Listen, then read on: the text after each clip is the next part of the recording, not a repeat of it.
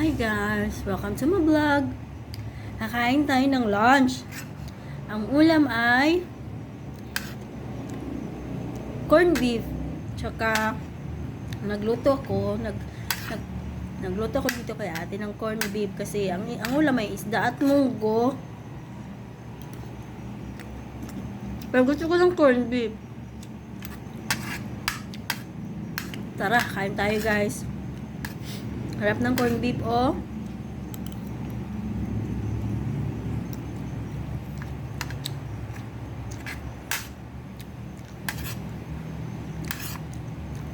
Ang corned beef na to ay nilagyan ko na itlog.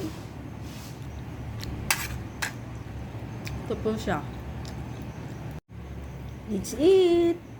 Kain, isda, corned beef. O, na may itlog. Niluto ko yan.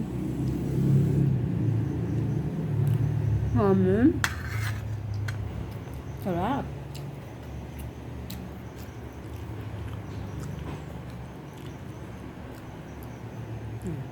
Kain tayo.